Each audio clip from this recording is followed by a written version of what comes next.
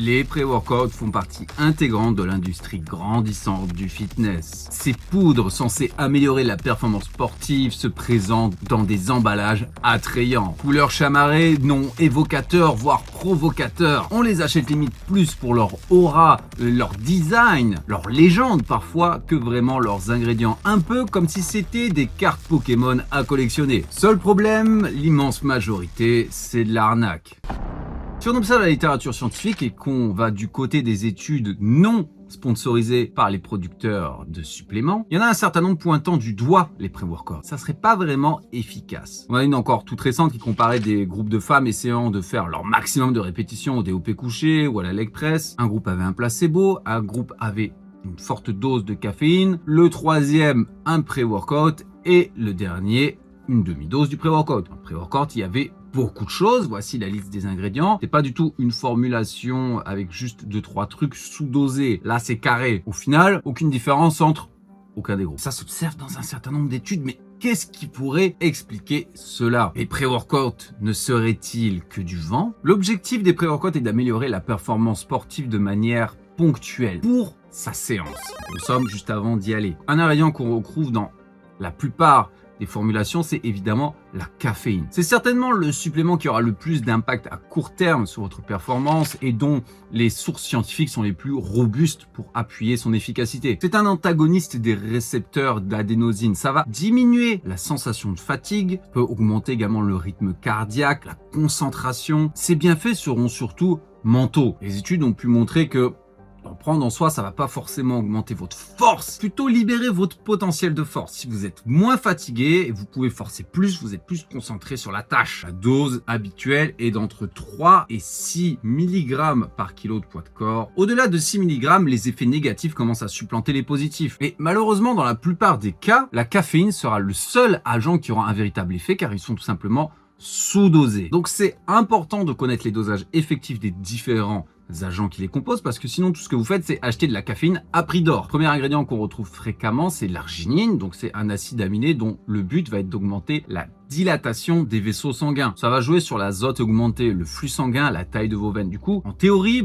vous aurez une meilleure congestion, vous serez plus gonflé, mais également plus endurant, peut-être plus performant. Sauf que déjà, malheureusement, c'est un très mauvais ingrédient. La biodisponibilité orale, c'est quelque chose comme 20%. Parce que d'abord, il doit être métabolisé dans le foie. C'est-à-dire que si vous consommez 10 grammes d'arginine, il n'y aura que 2 ou 3 grammes qui vont littéralement avoir un effet et se retrouver dans votre sang. Sur votre pré-workout, si vous voyez arginine, vous pouvez être sûr que ça servira à rien, à moins que les doses, ça soit au minimum 6 grammes. Jusqu'à présent, il me semble n'avoir jamais rencontré un seul pré-workout avec 6 grammes d'arginine. Bon, il y a son petit cousin, la citrulline, qui agit un peu de la même manière, mais elle sera métabolisée dans les reins et niveau biodisponibilité, on est plutôt à 80-90% et ça sera également plus rapide. Un choix bien supérieur. La dose minimale effective, communément admise, est de 3 grammes. Évidemment, on peut en prendre un peu plus, jusqu'à 12 grammes au maximum pour avoir un effet. Mais s'il n'y a pas au moins 3 grammes, bon, a priori, ça fera rien du tout, sauf si vous pesez 45 kilos. Mais là aussi, il y a une arnaque. On peut souvent voir dans les ingrédients la citrulline malate. Bon, ils vont mélanger de la citrulline avec de l'acide malique. Certains clament que ça va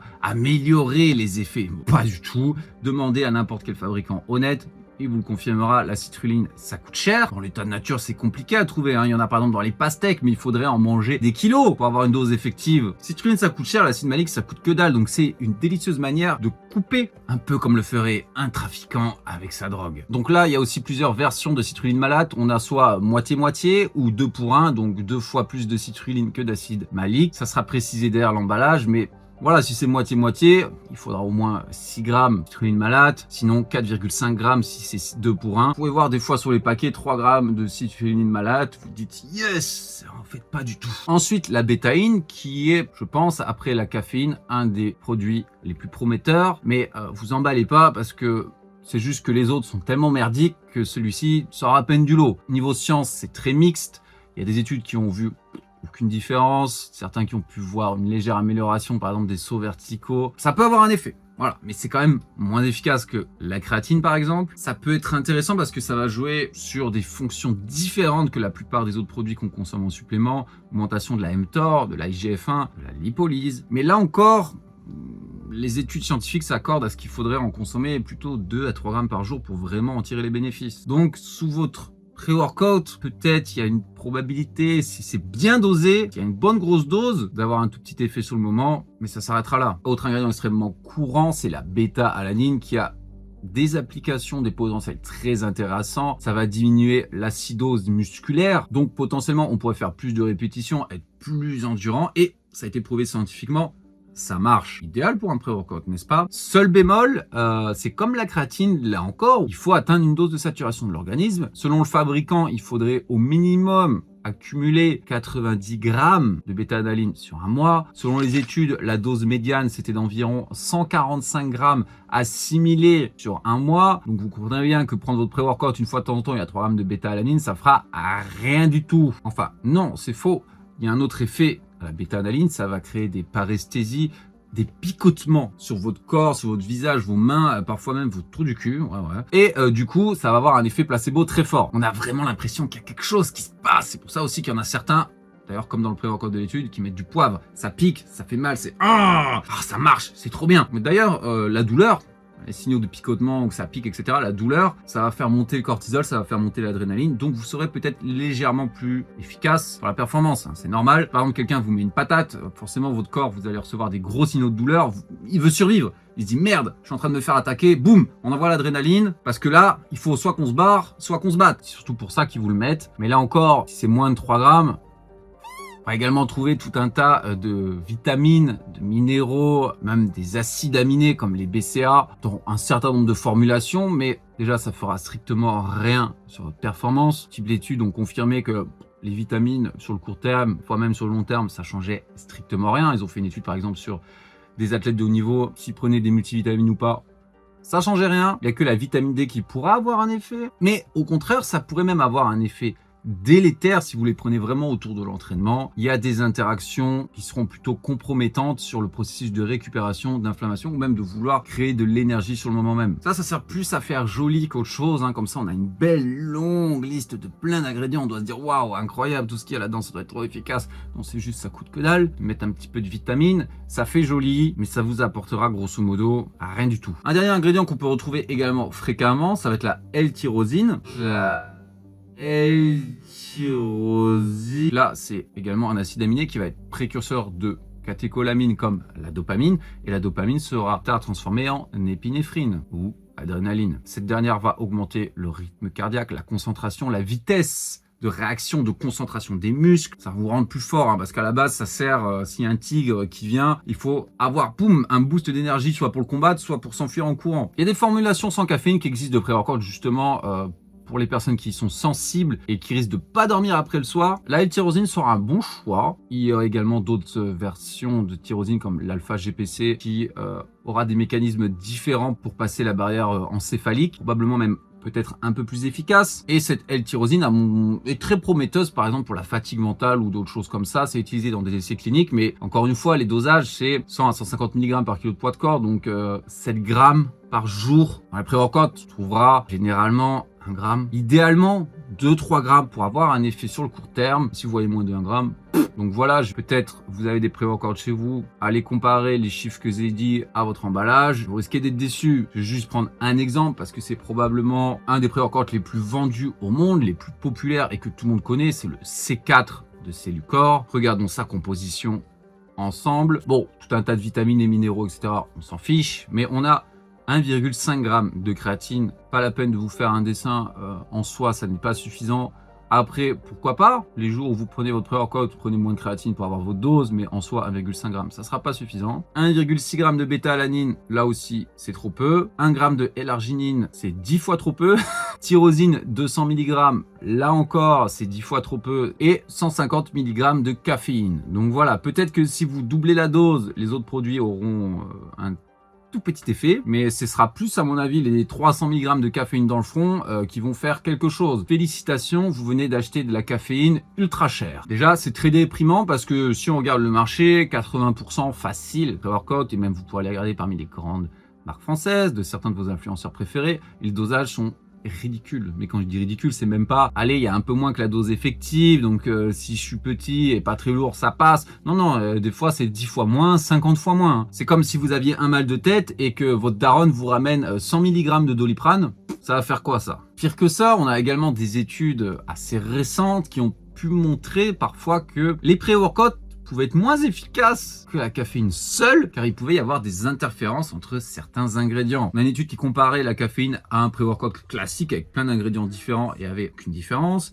Et il y a 3 ans, une autre étude qui comparait la caféine seule ou la caféine avec l'arginine, et il y avait même encore moins de résultats avec caféine plus arginine que caféine seule. Qu'est-ce qui pourrait expliquer ça? Alors, dans le premier cas, le pré-workout avec plein d'ingrédients contre la caféine, ça pourrait être une surstimulation. Tout comme la caféine en elle-même, si vous en prenez trop, les effets négatifs vont commencer à supplanter les positifs. Bah, c'est pareil si on prend trop de choses différentes. C'est comme si vous preniez tout un tas de drogues différentes, c'est pas forcément bon. Ouais, très mauvais exemple pour la jeunesse, ça. Plata au plomo. La caféine va jouer sur le système central. Comme on disait, ça augmente la dopamine, etc.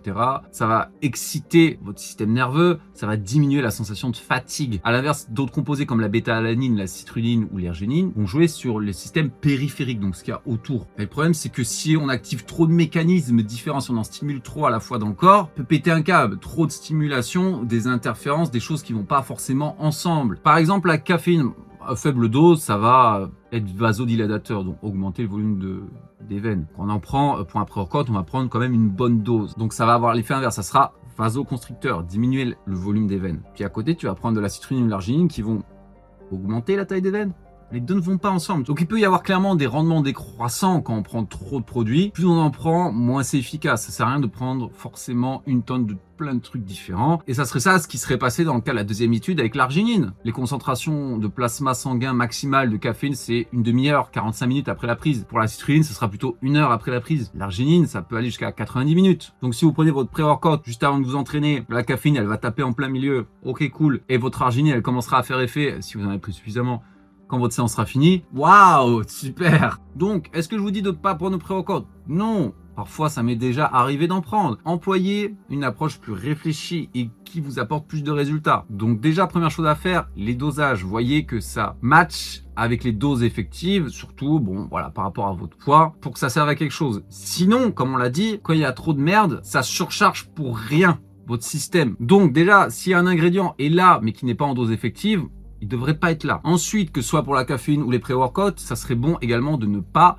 en prendre tout le temps. Les études ont montré que sur le long terme, sur des mois, des années, les personnes qui prennent des pré-workouts ou même qui prennent de la caféine et qui n'en prennent pas, il n'y a aucune différence de résultat. J'avais un de mes coachs en haltérophilie qui d'ailleurs nous recommandait de ne pas prendre de caféine quand on faisait l'haltérophilie, surtout quand on faisait l'haltérophilie lourde, parce que c'est pas bon de s'entraîner toujours sur les nerfs. C'est quelque chose qui demande beaucoup de concentration, d'implication, de coordination intermusculaire. Si on y va excité comme des puces comme ça, on risque soit d'avoir des erreurs techniques, de compenser musculairement, d'apprendre des mauvais mouvements, et sur le long terme, c'est pas forcément ouf. Sur le renforcement, des fois, se l'envoyer, je pense que c'est une très bonne idée. Je pense même que la caféine ou d'autres produits peuvent vous aider parfois, surtout quand vous avez eu une journée fatigante, à aller chercher le petit extra. Mais au final, pas forcément plus qu'un bon partenaire d'entraînement. Donc moi, je vous recommanderais de cycler vos pré-workouts ou du moins de ne pas les prendre tous les jours. Si vous ne pouvez pas fonctionner sans, vous avez un problème et il faut régler des choses dans votre vie, que ce soit votre sommeil, votre addiction à la caféine ou à d'autres substances. J'avais un collègue en force, par exemple, première semaine, il prenait pas de caféine, deuxième, il prenait 100 grammes, puis 200, puis 300, et après,